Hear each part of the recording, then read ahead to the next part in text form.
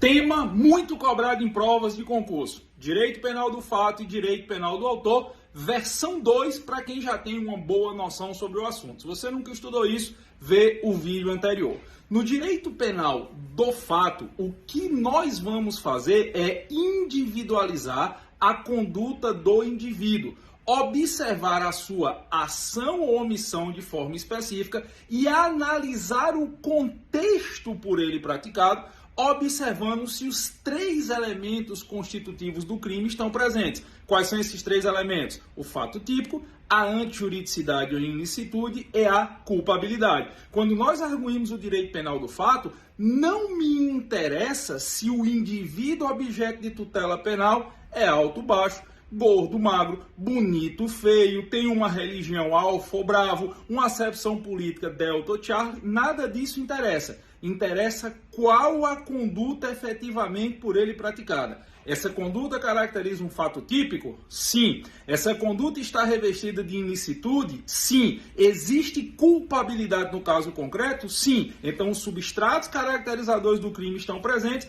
e ele pode ser responsabilizado. Giovanni, mas as características individuais do agente, o fato dele ser menor de 21 anos, o fato dele ser reincidente, essas características elas podem ser arguídas acessoriamente após a individualização do crime, como forma de diminuir uma eventual reprimenda penal, que é o que acontece em relação aos menores de 21 anos, a menoridade relativa, que é atenuante genérica, ou como, por exemplo, uma forma de exasperação da pena, que é o que acontece, por exemplo, com quem é reincidente. Mas o reconhecimento do crime para fins de aplicação da tutela penal no direito penal do fato não passa pelas características individuais do indivíduo. Agora, no direito penal do autor, eu me preocupo muito mais com o que aquele indivíduo é, o que ele representa para a sociedade, do que é efetivamente com o que ele fez. No direito penal do autor, o indivíduo é punido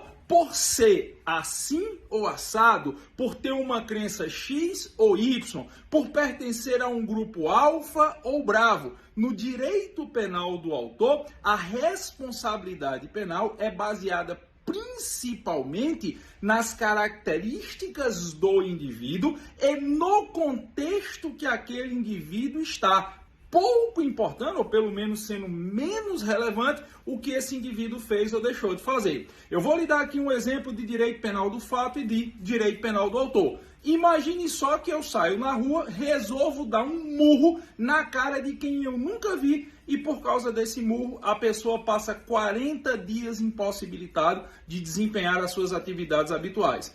Eu cometo crime e, pela lógica do direito penal do fato, eu responderei por lesão corporal grave. Eu gerei, em decorrência da minha agressão, incapacidade para as atividades habituais por período superior a 30 dias. Não interessa se eu uso preto ou se eu uso amarelo ou se eu uso lilás. Não interessa se eu sou novo ou velho, alto ou baixo. O reconhecimento do crime está baseado no que eu fiz. E isso é direito penal do fato, que é o que se espera de qualquer sociedade evoluída no âmbito do direito penal. Agora, o que seria o direito penal do autor? É o que acontecia, por exemplo, lá na Idade Média. Vamos pegar aqui a Santa Inquisição Espanhola de Ernesto de Torquemada, lá em Sevilha, na Espanha, pelos idos de 1520.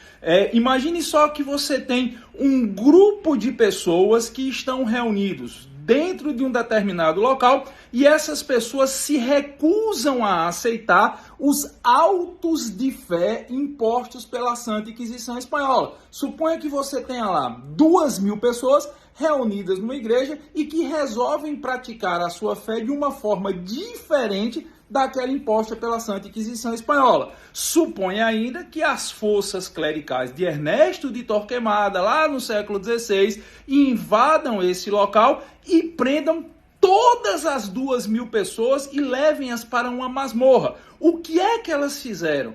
Qual a individualização da conduta praticada por cada um deles? Não importa. Importa que eles fazem parte de um grupo que está discordando das imposições da Santa Inquisição Espanhola, da transição da Idade Média para a Idade Moderna. Essas pessoas são submetidas à tutela do direito penal sem ao menos existir uma individualização dos seus atos ou das suas condutas. Elas são submetidas à tutela penal pouco importando o que elas fizeram ou deixaram de fazer, mas sim pelo fato delas terem uma crença, uma fé, uma característica específica ou fazerem parte de um grupo que quem está exercendo a tutela penal não concorda. Isso é direito penal do autor e isso é considerado algo dantesco e absurdo ao longo da história.